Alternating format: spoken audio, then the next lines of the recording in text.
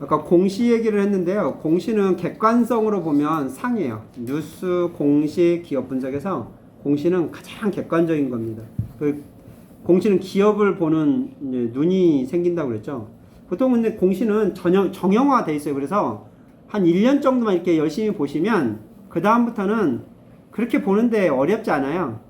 정해진 틀로 돼 있고 또 그 공시는 반드시 해야 될 항목도 있습니다. 그러니까 저도 회계감사 할 때 그게 이제 감리하면 지적사항으로 나와가지고 저도 뭐 징계를 받은 경우가 있는데 반드시 이런 항목들은 공시를 하라고 정해놨어요. 금융감독원에서. 회계사도 그걸 캐치를 못할 때가 있는 거예요. 회사도 캐치를 못해서 공시 의무 위반에 걸려가지고 벌금 먹고 뭐 그런 경우 있거든요. 대기업들도 그럽니다. 이게 개정 계약되니까 이런 거 공시하라고 그랬는데 뭐 전환사채 발행하면 공시하라고 그랬는데 또 어디서 사채 조달하면 공시하라고 그랬는데 그걸 까먹고 놓치거나 몰랐거나 해가지고 위반되는 경우가 있는데 이만큼 금융당국에 정부에서 공시 항목을 신경 많이 써요. 뉴스나 기업 분석은 정부에서 신경 쓸 사항이 아니죠. 뉴스는 신문사에서 신경 쓸 거고 기업 분석은 애널리스트가 신경 쓸 거지 정부가 관여할 일은 아닙니다. 근데 공시는 주식회사가 상장을 해놓고 그 주주들한테 이 정도 정보를 얘기를 안 하면 주주가 절대 알 수 없고 주주가 손실을 볼 수 있는 그런 항목들이 있어요. 이런 것들은 정부의 비대칭이라고 그러는데 정부의 비대칭이 걸리면 사실 약자가 손해볼 확률이 높죠. 그리고 자동차 중고매매상 가면은 중고매매상은 자동차를 잘 알아요. 근데 나는 자동차를 보는 눈이 없어요. 그러면 뭐 물 먹은 차, 바다에 빠진 차, 뭐 이런 차들 사는 경우가 있죠. 나중에 보면 후회하고. 이런 것들을 걸려주는 게 정부의 역할이거든요. 그걸 이제 경제학적인 정부의 비대칭이라고 그럽니다. 주식회사도 그렇죠. 주식회사도 내가 롯데그룹주를 사고 싶은데 롯데그룹주가 뭘 숨기고 있어 보세요. 뭐 사채를 엄청나게 조달했는데 나한테 얘기도 하고 공시도 안 됐으면 나는 그냥 잘 나가고 있는 회사고 빚 없는 회사라고 생각하고 샀는데 나중에 그러니까 엄청나게 비싸고 망해버린 거예요. 이런 문제가 계속 발생했죠 예전부터. 그래서 자본주의가 사회가 발달하면 정부가 그런 규제를 해요. 너희 기업들이 발생하는 지금 이슈들을 제대로 주주들한테 알려라. 전자공시라는 걸 합니다. 우리가 금융감독원 전자공시 시스템이나 또는 뭐 네이버나 다음 같은데 들어가서 쳐보면 공시자료들이 잘 떠 있어요. 보통 공시자료를 좀 많이 보면 좋은데 그 공시자료 옆에 뭐가 있냐면 종목 뭐 토론장이 또 같이 있어요. 꼭 토론장을 가더라고. 공시를 봐야 되는데 토론장이 자극적이에요. 그래요? 토론장 제목이 이렇게 지금 투자할 때 아니면 나 열받게 하는 거 있게. 나 오늘 입성. 지금 들어온 애들 이제 끝났다. 나는 팔고 나감 뭐 3배 먹었음. 뭐 이런 거 하면 열받는 거예요. 그런 거 별로 신경 쓸 필요 없습니다. 전혀 인터넷 댓글 막 그런 거 남기는 친구치고 저는 뭐 이렇게 잘 된 애들 보지도 못했고요.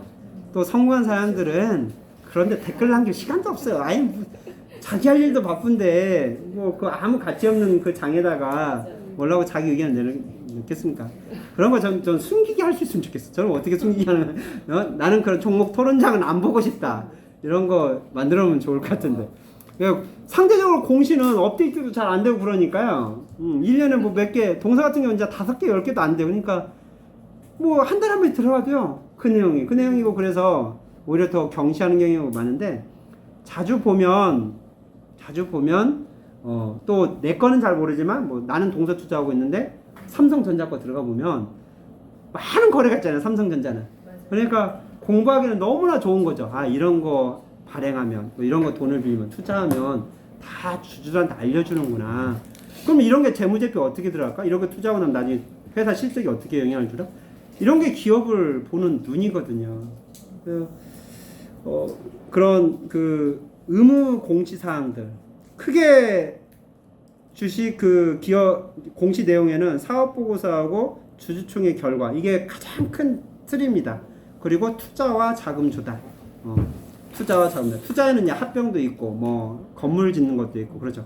자금 조달은 사채를 빌리는 거, 은행에서 이제 그 돈 빌리는 거, 사채 공모하는 거 뭐 이런 것들이 다 거기에 해당될 겁니다. 우리 사업 보고서하고 배당 주주총회는 저번 달인가 저저번 달인가 우리가 공부를 했죠. 페이지로 보면 179페이지부터 185페이지까지예요. 이 사업 보고서를 그때 뭐 2시간 채 안 되게 우리가 공부를 했지만 사업 보고서 내용은요 생각보다 꽤 시간 투자를 오래 많이 해야 되는 항목입니다. 한 번 보고 끝날 항목은 아니고요.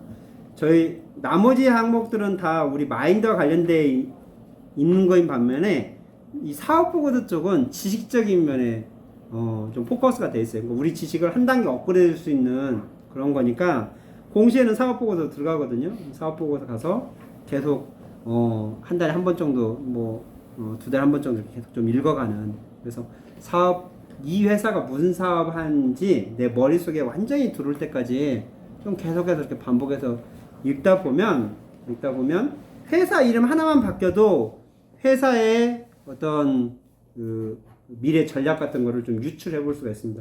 제 책에는 이제 롯데상강, 롯데푸드 이 얘기를 제가 써놨는데 예전에 써놨기 때문에 아마 그 내용을 제가 넣은 것 같은데 롯데상강에서 롯데푸드로 이름 바꿨다는 자체부터가 이거 이름만 바꿨을 때는 제가 잘 몰랐어요. 근데 이름을 그냥 상강이 좀 오래되고 그러니까 약간 영어 이름 많이 쓰잖아요. 영어 이름 바꿨나 이렇게 생각하고 있었는데 주주총회장 가서 제가 물어봤어요. 롯데상강에서 롯데푸드 바뀌었냐 물으니까 이제 그 담당자가 얘기를 해주더라고요.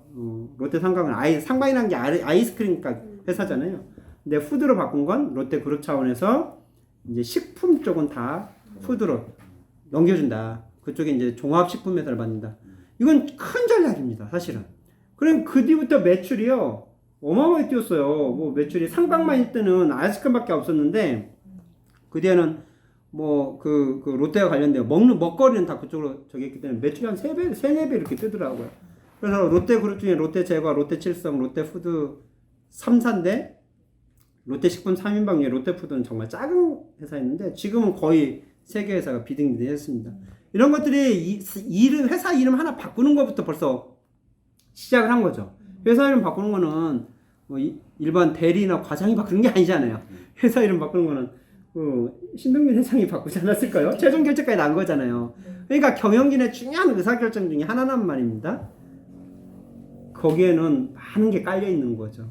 그래서 우리가 이런 그 사업 보고서는 한 줄이 큰 투자에 영향을 줄 수가 있다. 이런 게 롯데상강 하나만 봐도 그런데 다른 회사들 보면 얼마나 더 많겠어요. 더 복잡한 회사 이런 회사들 보면 굉장히 많으니까 그거를 이렇게 꾸준히 계속 보면 안 보이던 게 보입니다. 저도 제 책을 저보다 열심히 본 사람 없을 거예요. 제가 쓴 책을 제가 제일 열심히 보거든요. 그러면 당신은 이거 책 쓰려면 최소한 제가 한 10년 이상 15년 경험 쌓은 거를 글로 써놓은 거를 다시 모은 거예요. 이걸 쓰면서도 계속 이렇게 교정작을 보고 다시 쓰고 고쳐 쓰고 이 작가라는 직업은 계속 고쳐 쓰고 탈고 작업을 계속 해야 하거든요. 그걸 얼마나 많이 했냐가 원고의 완성도 높입니다. 그렇게 책이 나왔는데 그걸 지금도 맨날 보고 있어요. 올 때마다 보고 누구 조그만 세미나가 있어도 제 거 책이 어떻게 돼 있나 보고. 근데 제가 제 책을 계속 보면서 느끼는 것은 내가 써놓고도 볼 때마다 다르게 보이는 내용들이 많더라는 거예요. 그러니까 사업 보고서도 그러지 않을까요? 그건 내가 쓴 것도 아닌데 보면 볼수록 아마 내가 놓쳤던 또 다르게 보이는 작년에 봤던 것과 올해 보는 게 다른 그리고 그게 투자에 정말 결정적 영향을 미치는 항목들이 꼭 있더라는 겁니다. 저도 제가 이 책을 보면서 내가 책 쓸 때는 맞아 이런 원칙을 지키라고 했는데 지나고 봐서 내가 이게 실수한 투자 있잖아요. 보면 꼭 원칙을 어겼더라고요. 내가 써놓고도 이게 사람의 마음이 그 상황에서 좀 감정에 투자를 해버린 거예요. 그래서 사업 보고서는 우리가 항상 좀 프린트해가지고 이렇게 갖고 다니시면 더 좋고요. 이제 책꽂이나 이런 데 놓고 이게 밑줄 쳐가면서 보시면 내가 놓쳤던 부분들이 이렇게 잘 보일 것 같아요. 기업 분석 보고서는 애널리스트들이 쓰는 거거든요. 애널리스트들이 쓴 것들은 조심을 좀 해야 됩니다. 애널리스트들은 그 보고서를 이용하는 사람이 애널리스트의 고객이죠. 그렇죠? 어떻게 보면 공생 관계에 있을 수도 있어요. 펀드 매니저는 그 펀드를 운영하는 사람이고요. 운영하려면 돈이 들어야겠죠. 우리가 펀드에 가입을 하고 돈을 넣어줘야 펀드가 운영이 돼요. 그러면 돈을 들 때는 우리는 이제 뉴스도 보고 공시도 보고 공시는 잘 안 보고 토론장 보고 이제 그 분석 보고서 기업 분석 보고서를 보는 사람들 좀 있어요. 기업 분석 보고서는 추천 여부를 이렇게 결론을 내리는 겁니다. 애널리스트들이 이 종목을 분석해서 재무제표도 분석하고 사업 현황도 분석해봤더니 여기는 목표가가 얼마고 지금 가격이 이만큼이니까 사라, 뭐 팔라. 강력 매수. 예, 뭐죠, 예. 그쵸. 매수 추천, 네. 뭐 강중, 뭐 야, 뭐 이런 식으로.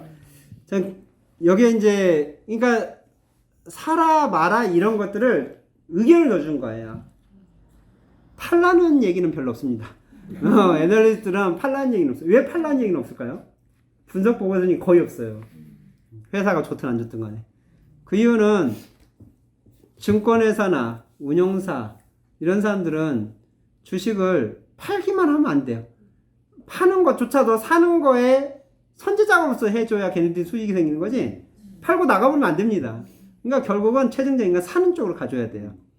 펀드 매니저는 누군가 살려고 해야 돈이 들어오고요.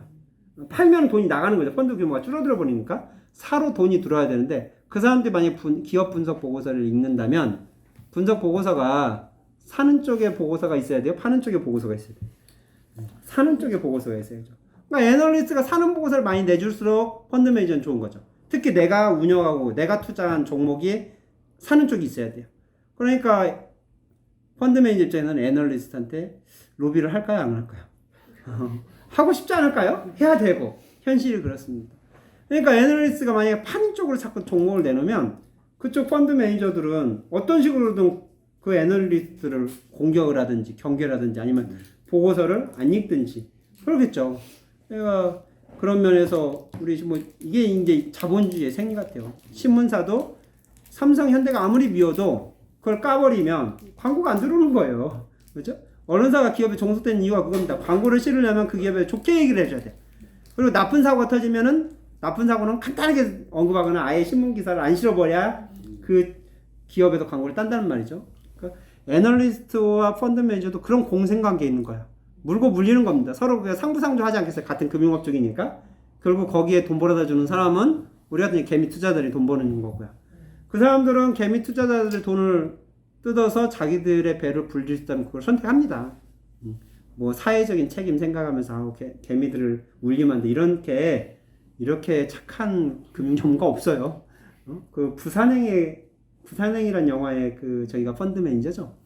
그 공유가 펀드 매니저잖아요. 근데 그 사고 터진 게 그 바이러스 터진 이유가 그 자기네들이 투자한 그거를 이제 펀드 매니저들이 그 이렇게 주가를 띄우려고 작업을 하다가 그 문제가 있는 회사인데 그걸 무리하게 주가를 띄우다가 그 문제가 터져갖고 나중에 막 뭐 후회를 하고 막 그런 상황이 나오는데 그게 전혀 근거 없는 사실은 아닙니다. 그 정도까지 심각한 상황은 아니래도 정도의 차이만 있을 뿐이지 항상 펀드 매니저와 애널리스트는 그런 분석을 이게 그 자기에게 유리한 쪽으로 합니다. 그래서 워런 버핏은 기업 분석 보고서는 난 절대 읽지 않는다. 사업 보고서만 읽는다. 사업 보고서만. 그만큼 사업 보고서는 객관적이고 신뢰가 가는데 기업 분석 보고서는 이건 뭐 그 월가 그 글쟁이들이 숫자쟁이들이 만들어놓은 숫자 장난이라는 거예요.